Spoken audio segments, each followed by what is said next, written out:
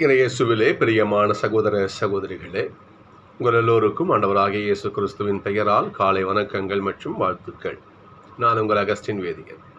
இன்று ஜூலை மாதம் 8ஆம் தேதி 2026 ஆண்டவரின் மடியில் 5 நிமிடங்கள். சகோதர சகோதரிகளே, அமெரிக்காவிலே அப்ரஹாம் லிங்கன் அவர்கள் ஜனாதிபதியாக இருந்த காலம் அது. அப்பொழுது நிற வெறி போராட்டம் அங்கே அதிகமாக இருந்தது. கருப்பின மக்களுக்கும் வெள்ளையின மக்களுக்கும் அடிக்கடி சண்டை நடக்கும், உள்நாட்டு போர் நடக்கும், பிரச்சனை நடக்கும். அப்போது அமெரிக்க மக்கள் என்ன பண்ணாங்க, நிறைய பேர் சாவு எல்லாம் போராட்டம் நிறைய நடந்துச்சு. அப்போது அப்ரஹாம் லிங்கன் அங்கே உயர் அதிகாரிகள்லாம் கூட்டு ஒரு மீட்டிங் போடுறாரு. இது வெளிநாட்டு போராக இருந்தால் கொண்டு குவிச்சிடுவானுங்க அமெரிக்காரங்க. இந்த உள்நாட்டு போராட்சி எப்படி நம்ம மக்களை எப்படி அழிக்க முடியும்? இது என்ன பண்ண, இது ஒன்றும் புரியல அவங்களுக்கு. இந்த நிற வெறி அதிகமாகி போச்சு, கருப்பின மக்களுக்கும் வெள்ளையின மக்களுக்கும் அதிகமாக. அப்போ என்ன செய்கிறது? அப்போது அந்த மீட்டிங் போடும் பொழுது ஒரு அதிகாரி அப்ரஹாம் லிங்கன் சொல்கிறாரு, அதிபர் அவர்களே, இன்னும் நீங்கள் பயப்படாத, தைரியமாக இருங்க, கடவுள் நம்ம கூட இருக்காரு, நீங்கள் தைரியமாக இருங்க, ஒரு ஆறுதல் வார்த்தையை சொல்லுகிறார். அதற்கு அப்ரஹாம் லிங்கன் சொன்னாராம், கடவுள் நம்ம கூட இருக்காரு, சரி, நாம கடவுள் கூட இருக்கிறோமா நம்ம யோசிக்கணும்னு சொன்னாராம். கடவுள் நம்ம கூட இருக்காரு, சரி, நாம கடவுள் கூட இருக்கிறோமா என்று கேள்வி கேட்டாராம். சகோதரர்களே, உண்மையான கேள்வி இது. கடவுள் நம்மை தேடுறாரு, நம்மை தேடி கடவுள் ஓடி வராரு. ஆனால் நாம கடவுளை தேடுகிறோமா? நாம் கடவுளை நாடி ஓடுகிறோமா? சிந்திச்சு பார்க்க வேண்டிய விஷயம் இது. இன்றைய தியானம் இதுதான். பெத்த மனம் பித்து, பிள்ளை மனம் கல்லுன்னு சொல்லுவாங்க. பெத்தவங்க பிள்ளையை தேடி அலையிறாங்க, நம்முடைய கடவுள் நம்மளை தேடி அலைகிறாரு. எங்க என் பிள்ளை ஓடி வராரு. தன் சார்பாக எல்லாரும் அனுப்பிச்சு வைக்கிறார், இரவாக்கள் அனுப்பிச்சு வைக்கிறாரு, அரசுகள் அனுப்பிச்சு வைக்கிறார், வழிநடத்தை அனுப்பிச்சு வைக்கிறாரு. ஆனால் நாம் ஆண்டவரை தேடுகிறோமா? இதுதான் மிக முக்கியமான கொஸ்டின். ஒரு பாட்டு ஒன்று உண்டு, என் தேடல் நீ, என் தெய்வம் நீ, நீ இன்றி என் வாழ்வு நிறம் மாறுதே, நெஞ்சமுனை தேடுதுன்னு சொல்லிட்டு நல்ல ஒரு பாட்டு.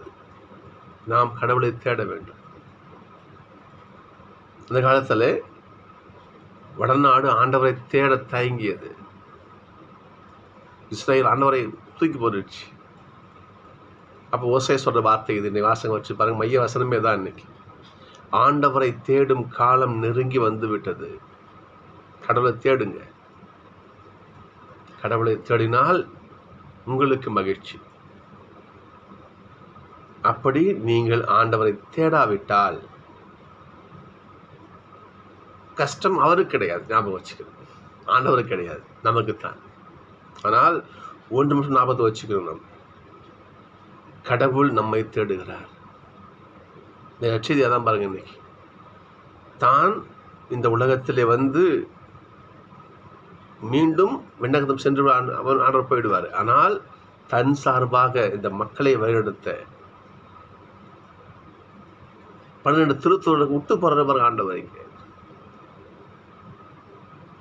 என் சார்பாக இருங்க, நீங்கள் என்ன பண்ணுங்க, நோய்களை குணமாக்குங்க, தீய ஆவிகளை ஓட்டுங்க, மக்களை வழிநடத்துங்க, மக்களை கஷ்டப்படுத்தாதீங்க, மக்கள் நல்ல நலமாக இருக்க வழி செய்யுங்க என்று தன் சார்பாக தான் போன பிறகும் இறையாட்சிங்க இருக்கணும். ஆண்டவரோட எண்ணத்தை பாருங்க.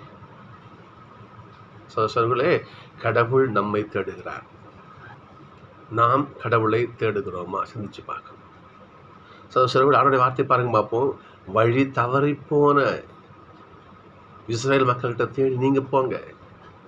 நம்மளை விட்டு வழி தவறி போயிட்டாங்க, நீங்க என்ன பண்ணுங்க, அவங்க தேடி போங்க என்று ஆண்டவர் தம் சீடர்களுக்கு அறிவுறுத்துகிறார்கள். இன்னைக்கு திருப்பாடல் பாரு, அற்புதமான திருப்பாடல் பல்லவி. இன்னைக்கு ஆண்டவரது திருமுகத்தை இடையறாது நாடுங்கள். அவருடைய முகத்தை பார்க்க முயற்சிங்க. அப்படி முயற்சி செய்தால், அவரை தேடி நாடி ஓடி சென்றால் ஆசீர்வாதம் நமக்கு தான். நம்ம அந்த பரபரப்பான அந்த உலகத்தில் நம்ம என்ன பண்ணுறோம்? எதையோ தேடி ஓடுறோம். பணம், காசு, பேர், புகழ், எதுக்கோ ஓடுறோம். அதனால் கடவுளை தேடுறோமா என்பது சற்று மிகப்பெரிய கேள்விக்குறி.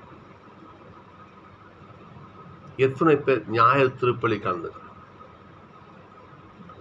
எத்தனை பேர் முக்கியமாக கடன் திருநாள் ஆண்டவரை தேடி கோயிலுக்கு போகிறோம்? எத்தனை பேர் ஒரு நாளில் கடவுளுக்காக, இல்லையா, என்னை படைத்த அந்த ஆண்டவருக்காக ஒரு 10 நிமிஷம் ஒதுக்கலாம், 5 நிமிஷம் ஒதுக்குறேன் நான். யோசிச்சு பாருங்கம்மா. மற்ற எல்லாத்தையும் தேடுறோம் இல்லையா? நம்ம ஏன் ஆண்டவரை தேட மறுக்கிறோம்? சிலர்களே, இன்றைக்கு ஆண்டவர் சொல்கிறார், ஆண்டவரை தேடுங்க. ஆண்டவரை தேடி நாடி ஓடினால் மகிழ்ச்சி நமக்கே தவிர அவருக்கு. எனவே ஆண்டவரை தேட முயற்சிப்போம், மகிழ்ச்சியாக வாழ்வோம்.